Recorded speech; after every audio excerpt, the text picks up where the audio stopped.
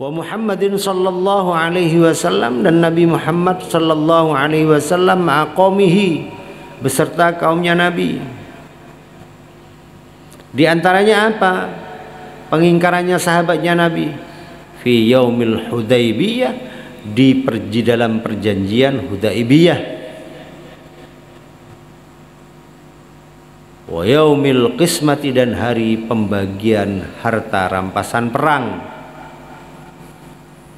wa yaumil qismati, dan hari pembagian rampasan perang. Rasulullah sallallahu alaihi wasallam pernah ketika membagikan harta rampasan perang pernah diprotes oleh sahabatnya, kamu tidak adil Muhammad. Sampai kemudian Nabi, cari orang yang lebih adil dari saya. Itu Nabi sampai mengatakan begitu. Nah, pengingkaran-pengingkaran semacam ini itu memang sudah terjadi, apalagi kita menjadi orang-orang yang bersama dengan orang lain. Biasa. Iya mun lambe itu kadang-kadang ada istilah begitu, mun lambe semak orang, mun setia siapa sama semak. Bahkan dengan keluarganya saja itu ada pengingkaran. Saya tadi baca salah satu berita lah. Ini contoh saja. Ada orang punya kedudukan penting di salah satu provinsi lah, di salah satu kabupaten di Jawa Timur.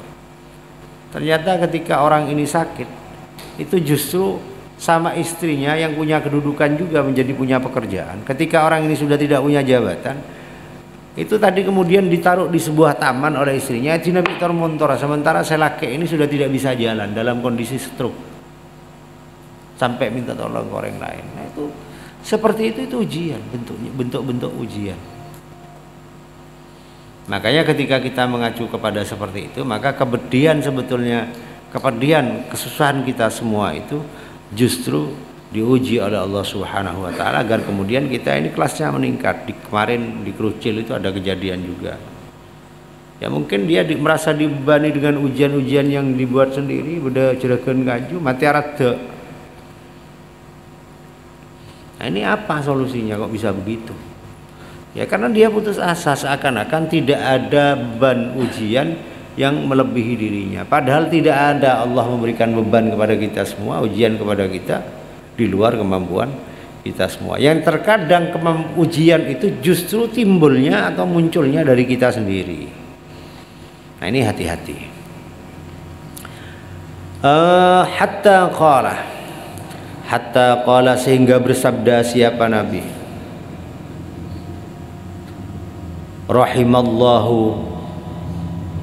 rahimah, mudah-mudahan mengasihi siapa Allah akhi, kepada saudaraku, rupanya Musa, Nabi Musa.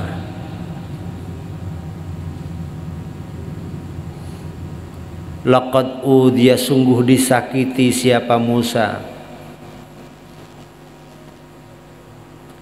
biaksara, dengan yang lebih banyak, biaksara, dengan yang lebih banyak, min hada, dari ini,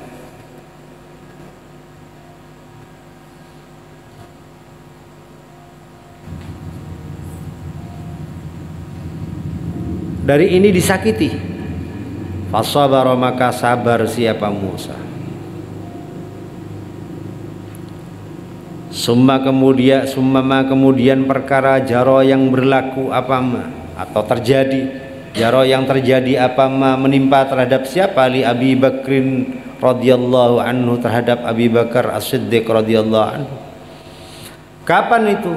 Ba'da wafatin Nabi, setelah wafatnya Nabi sallallahu alaihi wasallam. Ma'as sahabati, bersama sahabat, khossatan, hale itu saja. Mana kemudian ada pengingkaran terhadap kekhalifaannya Abu Bakar As-Siddiq. Di samping itu kemudian apa ketika wafat Nabi itu? Summa ma'ahlir riddati, kemudian bersama orang-orang yang murtad.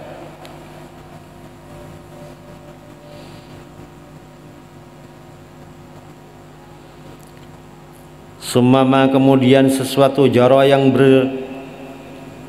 terjadi atau menimpa malis sahabati, terhadap sahabat radhiyallahu anhum,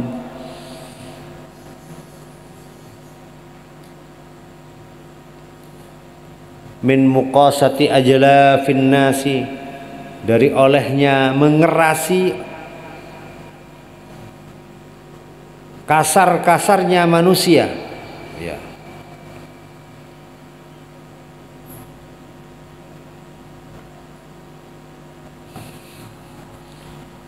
Apa sebabnya? Ala kasrat ikhtilafil maqasidi, atas banyaknya perbedaan tujuan.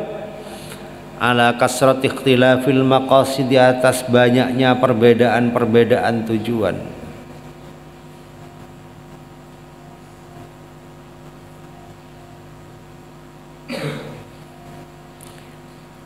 Summat tabi'ina, kemudian para tabi'in, wa tabi'ihim, dan pengikutnya tabi'in, ila yaumina, sampai hari kita hadza yang ini, atau ila yaumina hadza, sampai hari ini. Falahu, maka itu bagi syekh atau guru, falahu, maka itu bagi syekh, fihim, di dalam anbiya was sahabah ila akhirih,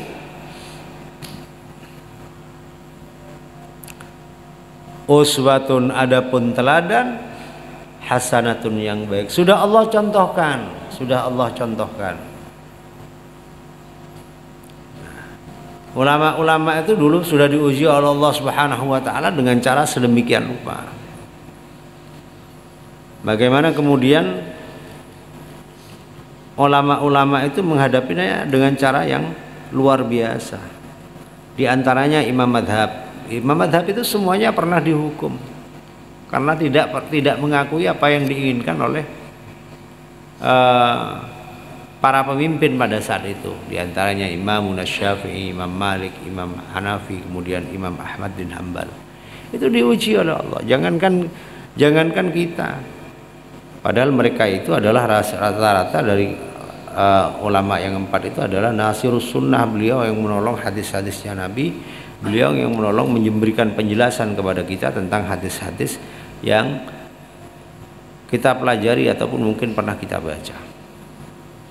Ar-rabi'a asara, adapun yang nomor 14, kewajibannya syekh itu ayyakuma, olehnya ada siapa syekh,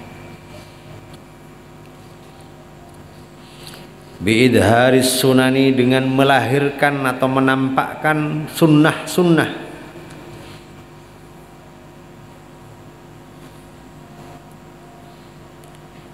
kemudian wa imatatil bid'ah, dan mematikan bid'ah,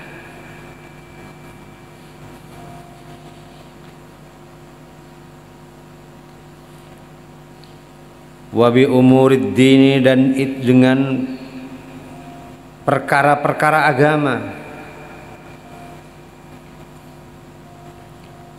wama, dan sesuatu itu fihi, di dalam masalihul muslimina, adapun kebaikannya orang-orang Islam.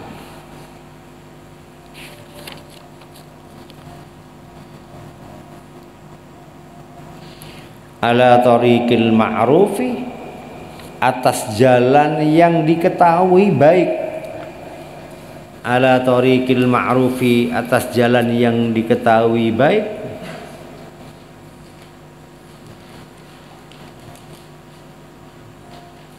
Syar'an, di dalam syariat.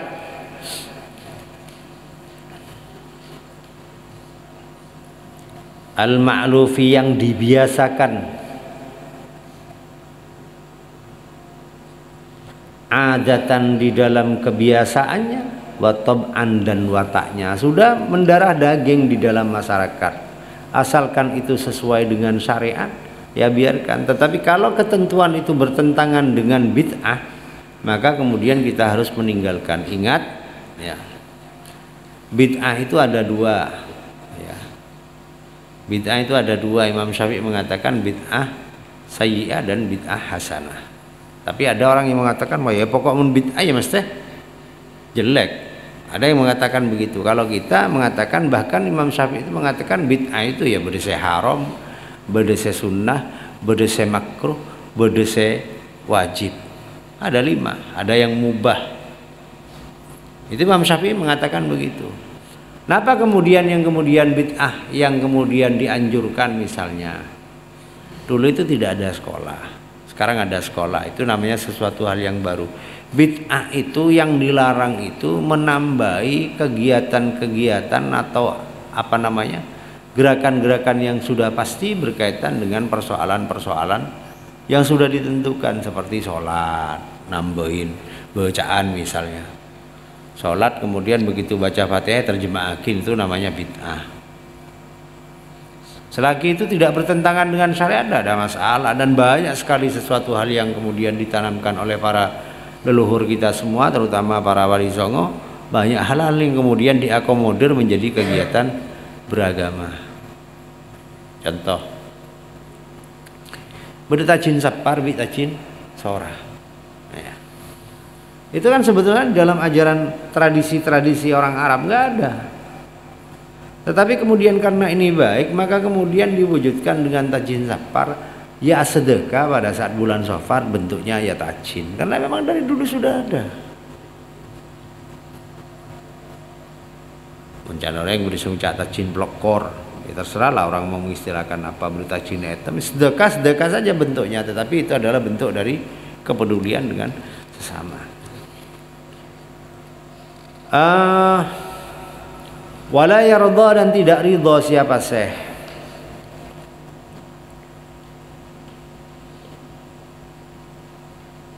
min af'alihi, dari perbuatannya syekh,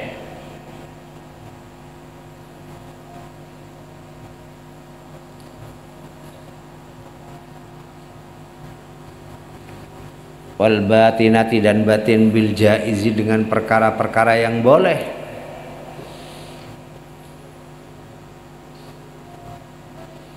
minhuma, dari ad-dhahirah wal batinah. Artinya tidak ridha itu tidak membiarkan dia melakukan sesuatu hal yang benar, biasa-biasa saja maksudnya. Tetapi apa yang harus dilakukan? Bal, akan tetapi ya'khudhu, memaksa siapa syekh, memaksa nafsahu, kepada dirinya syekh, dengan cara apa? Bi ahsanihima, dengan paling bagusnya adz-dzahira wal batinah. Bi ahsanihima, dengan bagusnya adz-dzahira wal batinah. Kalau menjadi guru ya luar rahmun pacet a dalam kata a, gitu maksudnya. Tidak kemudian ketika di hadapan orang baik luar biasa, tetapi di dalamnya itu tidak baik. Nah ini penting ya, penting, karena kita ini bisa jadi kalaupun misalnya kita tidak dalam menjadi guru dari jumlah kelompok yang besar, mungkin menjadi guru dari keluarga kita. Ya mun AA BB. Kalau perlu ya dengan paling yang wa akmalihima, dan paling sempurnanya adz-dzahira wal batinah. Kenapa dia harus memaksa dirinya sesempurna mungkin di dalam zahir dan batinnya? Kenapa dia harus memaksa dengan sepenuhnya, dengan sebaik-baiknya usaha batin, zahir dan batin? Kenapa harus itu disempurnakan? Fa innal ulama, sesungguhnya ulama, fa innal ulama, sesungguhnya ulama, hum ya ulama, al qudwatu, itu panutan, al-qudwatu, itu panutan, wa ilaihim, dan itu kepada ulama, al-marja'u, adapun tempat kembali, al-marja'u, adapun tempat kembali, fil ahkami, di dalam hukum-hukum. Nah ulama ya harus begitu, dia panutan dan orang akan berkaca kepada dia walaupun tidak sesempurna yang diikuti. Kita ambil contoh begini ya, mencontoh orang itu contoh yang baik, walaupun kita tidak mungkin bisa 100% meniru, tetapi minimal kita ada sesuatu hal yang bisa kita tiru. Nah ulamanya juga harus berposisi, dia harus menjadi orang yang memantaskan diri untuk bisa ditiru oleh orang lain.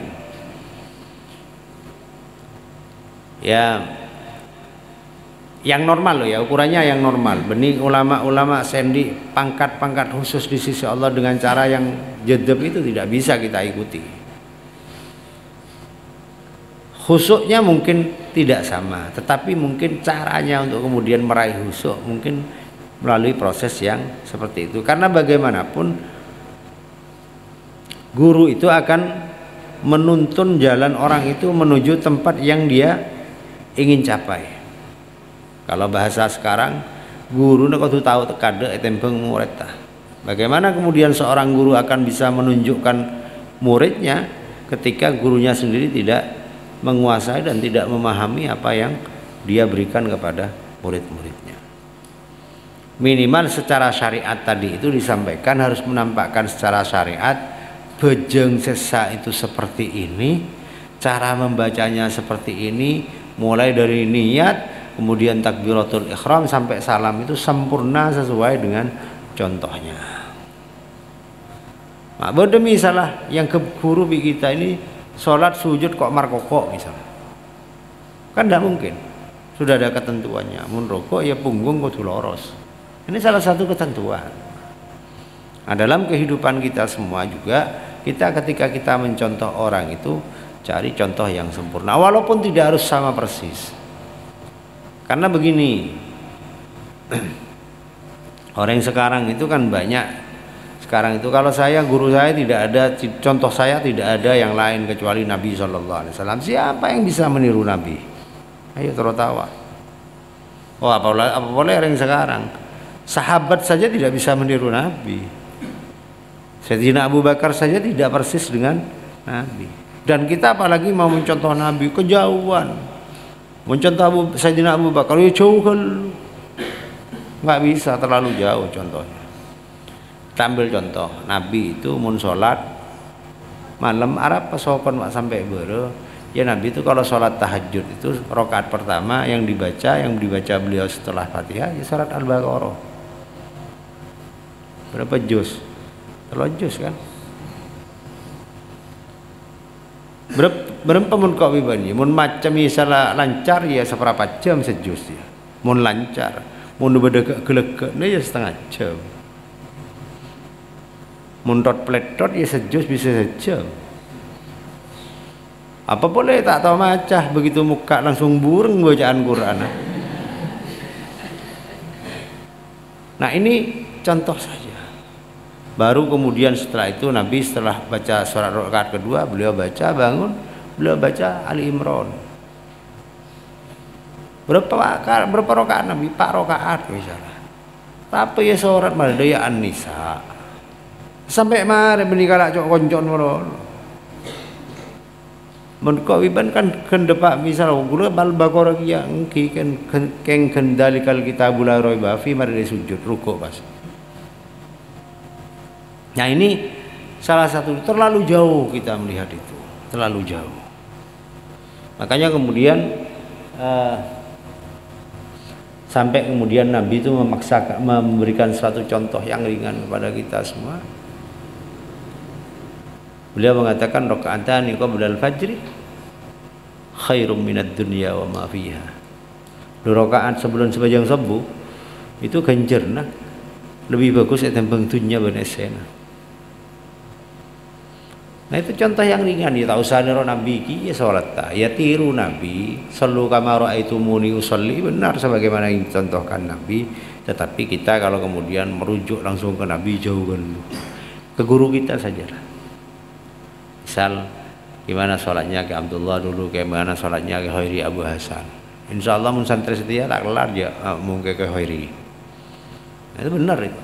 Ke Khairi almarhum mun bejeng tarawih itu seingat saya. La ilaha sallallahu ala Muhammad la ke Khairi itu 10:30 Ibu mare. Di bejeng isan. Njat hataman Quran, beliau tidak menghatamkan Quran. Yang dibaca ya surat Al-Fatihah biasa normal. Ya mari begitu rakaat pertama ketika sholat tarawih alhaqumut takasur. Rakaat kedua ya qul huwallahu ahad. Kayak ngarep apa bisa mari 9:30. Abid Sarah. Dari abid itu beda makmum saya bukan. Masya Allah makmum ini tidak pernah tidak jamaah dengan Kehori. Padahal orang ini sekut labu toju karena katondu. Begitu mancung nggak tengah mancung labu ngide Bener ini. Sampai tanyakin gitu. Mbiyen nika jak pun datangi makmum ke Gairi pancet bae makmum Gairi. Tak sae tak makmum ke Gairi. Nika Gairi itu bacanya biasa ya, baca Al-Fatihah alhamdulillahi rabbil alamin Ar-Rahmanir Rahim. Kadang mun kita mantap balik boleh Ar-Rahmanir Rahim. Pernah saya tanya, Pak De, kenapa panjenengan itu kalau sholat tarawih itu kok lama? Apa jawaban beliau? Ya, jak kuning setahun sekali anjong ya. Jak bakan sholat tarawih itu buru. Pas makmum ke hari. Itu benar, itu tanya kepada alumninya, dan saya melihat satu alumninya dulu yang tarawihnya persis dengan hari itu satu. Saya bisa niro. Habis pernah makmum kok. Cek kastan dia kok makmum. Bener ini tahun 99 kok pernah ngimamin masjid Tanjungan. Yang Tanjungan. 98 lah saya sama Bandung. Sore panjenengan ngimamin Gus ya enten pian pun. Wah, bitak lah jangan tuh. Katone yang kok ngimami gelek mare. Itu kan khairi. Bisa ditanya dan bisa dicek. 10 hibur lomber. 10 hibur sallallahu alaihi. Sampai saya pernah protes ke almarhum Abah ini. Bek santai nah Abah. Saya begitu ke Abah. Kas sementara lekas makmum kan Pak Den wae. Suruh makmum ke Pak Den, apa makmum ke Pak Den? Dan itu luar biasa, dan itu bisa dicek ke santri-santri yang masih ada. Pak santri ke hari banyak, mun bejeng dak mah. Luar biasa. Bejeng terabir nggak biasa, nggak bejeng biasa. Nah ini salah satu bentuk apa pas ngajak kesehatan boleh juga lu. Ngambil kakek Heri pada Masya Allah luar biasa ban. Muntak luar biasa pendet aja ngujak engkau. Pendet sar. Nah itu guru-guru kita itu sudah begitu. Dan ya memang tidak semuanya harus begitu. Kita bisa melakukan yang bajana. Sampai ke khairi itu dari istiqomah. Beliker mulai beliau jadi pengasuh tahun 92 kangkui mitong rakaat tah salat tarawih itu sampai beliau wafat beda. Tiap tahun itu yang dipakai sampai ngenyer oleh Tong Yersen.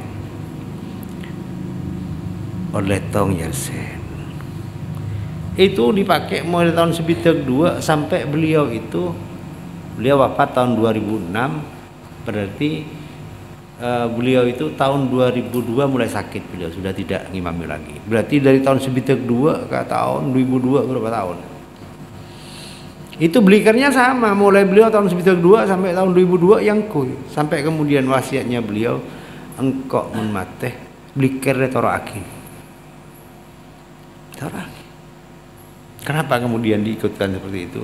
Malah jadi saksi bahwa beliau itu adalah orang yang seahli ibadah. Engkau biban jadi tasbih elang meloloh. Bila sih gak bisa saksi. Apa boleh sejadah aja ngadeng rebuan bikin ganjana. Tak tahu cila gosop apa dak remah. Yang penting anak-anak. Nah ini sebetulnya salah satu ciri bagaimana kemudian kita menjaga seperti itu. Itu yang pertama. Kemudian yang kedua, dari ajeg ke socek nasarong lagi khairi itu. Beliau itu mari bejeng. Ya mari bejeng. Buka sarong, saya mari yang kui bejeng. Kendeng. Asalen saya gede. Begitu bejeng boleh agen teh sarong ini boleh. Seriah sabar boleh. Terus begitu. Mun kau banjar mari kemi bareng pancen yang kui bejeng. Saya kadang tak cewek kan. Nah ini salah satu bentuk hal yang mungkin patut beliau contoh luar biasa. Dan selama beliau itu sulit memang, saya nyari seperti beliau itu sulit. Luar biasa, walaupun awal-awal beliau itu kerasnya luar biasa ke khairi itu. Tetapi dalam rangka untuk mendisiplinkan santrinya.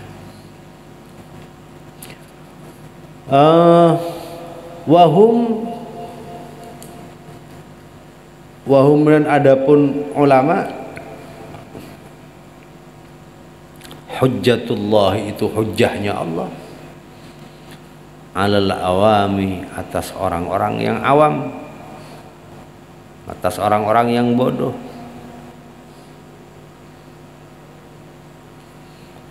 Waqad yuraqibu dan benar-benar melihat atau mengintip lah, yuraqib itu mengintip, hum kepada ulama siapa al-akhidu orang yang mengambil manfaat, melihat oh ya besakin kulina derma anhum dari ulama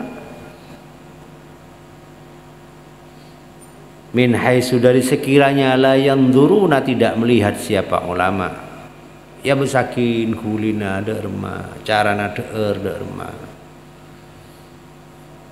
ya. Ulama itu ya kalau makan ya tidak sampai kenyang. Kok minta kenyang tambu ya. Ke Khairi itu saya tahu betul beliau itu ngangkui lepek. Karena saya sering menyaksikan. Ke Khairi itu ngangkui lepek.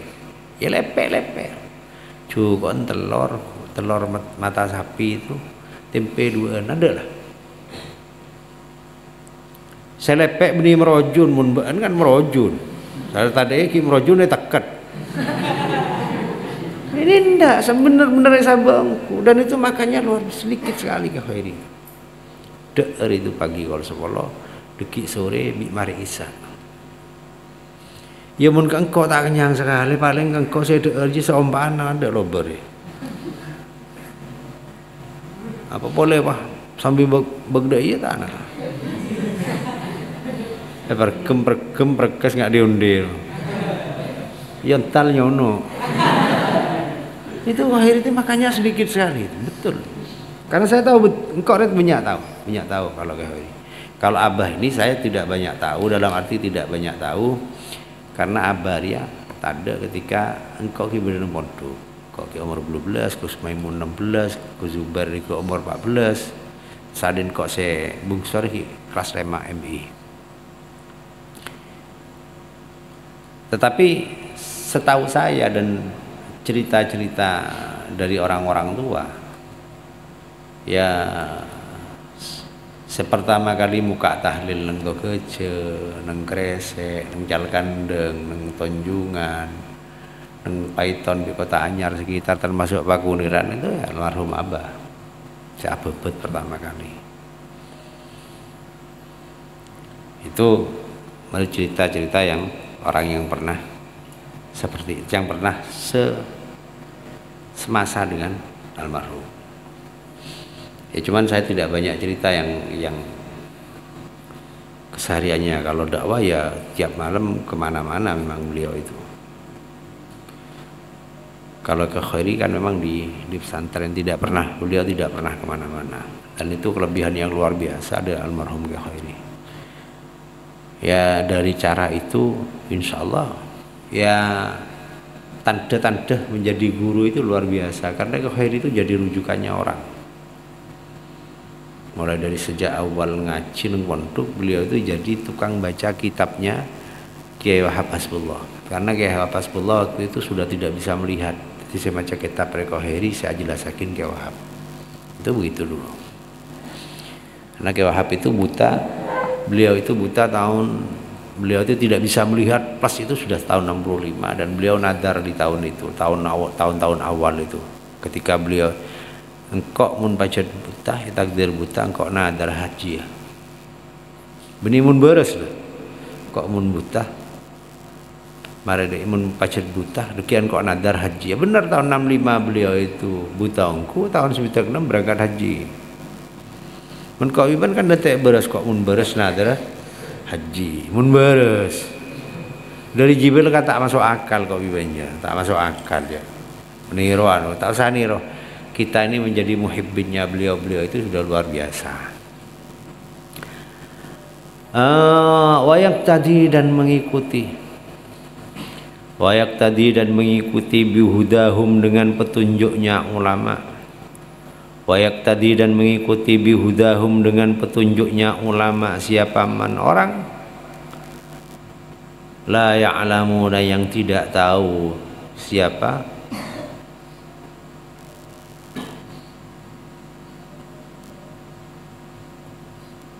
Siapa ulama? Dan mereka akan dengan cara-cara tidak tahu. Ada ketika ulama menyampaikan begini-begini, kemudian orang yang tidak tahu itu mengambil ilmu dari ulama. Padahal ulamanya tidak tahu kalau itu ditiru. Faidza lam yantafi, apabila tidak mengambil manfaat atau tidak memanfaatkan. Siapa al-alimu, orang yang alim, bi ilmihi, dengan ilmunya,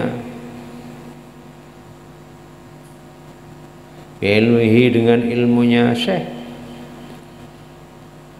fa ghairuhu, maka itu adapun selainnya syekh, fa ghairuhu, maka adapun itu selainnya syekh itu ab'adu, lebih jauh, itu lebih jauh minal intifa'i, dari mengambil manfaat, minal intifa'i, dari mengambil manfaat, bihi, dengan ilmu.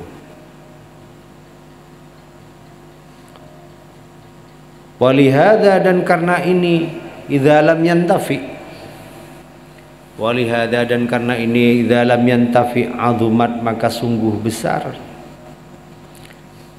azumat, maka sungguh besar, apa, zallatul alim, kesalahannya orang alim.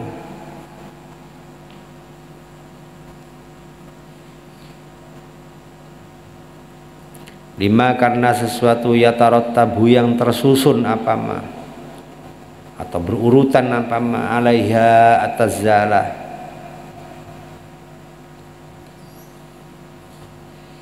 minal mafasidi, dari kesalahan-kesalahan atau kerusakan-kerusakan, minal mafasidi, dari kerusakan-kerusakan, liiktida'in nasi, karena mengikutinya manusia, bihi, dengan syekh. Maka kemudian kalau orang alim saja tidak bisa memanfaatkan ilmunya, maka kemudian bagaimana dengan orang awam? Kalau ada orang alim tidak mengambil manfaat dari ilmu-ilmunya gurunya, maka kemudian bagaimana kemudian dengan orang alim? Maka kemudian kesalahan sekecil apapun bagi orang yang alim itu akan menjadi contoh konkret bagi orang lain. Padahal manusia itu tempatnya salah dan hilaf. Al-insanu makhallul khata', tempatnya salah. Kiai pun juga pernah salah, wali pun juga pernah salah. Tapi terkadang si ekalak salah lebih orang. Itu karena jadi cerminan bagi siapapun. Siapapun yang kemudian menjadi pusat perhatian bagi siapapun, dan dalam hal apapun, orang itu akan mudah kemudian dikenali kesalahan-kesalahannya oleh orang lain. Makanya kalau menjadi guru, ya lakukan apa yang dia tahu, tinggalkan apa yang dia juga tahu, yang memang dilarang. Makanya kemudian di dalam sebuah syair itu dikatakan, wa alimun bi ilmihi lam ya'malan, mu'adzabun min qabli ubadil wasan. Orang yang mengerti ilmu, orang yang tahu agama, tetapi dengan ilmunya dia lam ya'malan, tidak mengamalkan, mu'adzabun min qabli ubadil wasan, dia akan disiksa oleh Allah Subhanahu wa taala sebelum penyembah-penyembah berhala itu disiksa oleh Allah Subhanahu. Sebab ada. Ya, kemudian susah memangnya. Kemudian ketika kita bicara tentang Al-Qur'an saja, Al-Qur'an. Ya ayyuhalladzina amanu lima taquluna ma la taf'alun. Kabura maqtan indallahi an takunu ma la taf'alun. Itu ancamannya bagi orang-orang yang berdakwah, tukang pidato menyampaikan ABCD cara nada, tapi dia tidak mengamalkan. Ya ayyuhalladzina, orang yang beriman, lima taquluna ma la taf'alun, kenapa kamu katakan sesuatu yang tidak kamu kerjakan? Kabura maqtan indallahi an taqulu ma la taf'alun, sungguh murka yang luar biasa dari Allah terhadap apa yang kamu katakan tetapi tidak kamu kerjakan. Nah, ini bahayanya orang yang,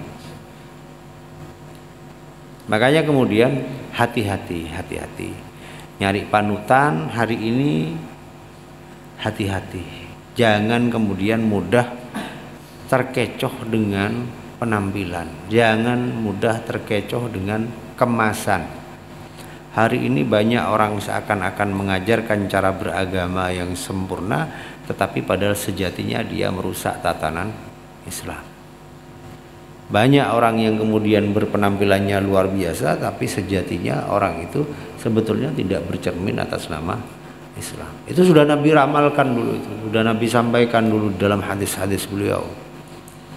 Banyak kemudian yang menjadi kendala bagi orang-orang. Yang penting kita semua ini tahu sedikit, ya kita lakukan sesuai kemampuan kita semua. Tentu tidak mungkin kita bisa melakukan semuanya, tetapi minimal pernah kita lakukan. Pernah kita lakukan, karena semuanya pasti akan nanti dimintai pertanggungjawaban di hadapan Allah Subhanahu wa taala. Al-khamis ashar ay khafidu 'ala al-mandubat summa qala wallahu a'lam. Assalamualaikum warahmatullahi wabarakatuh.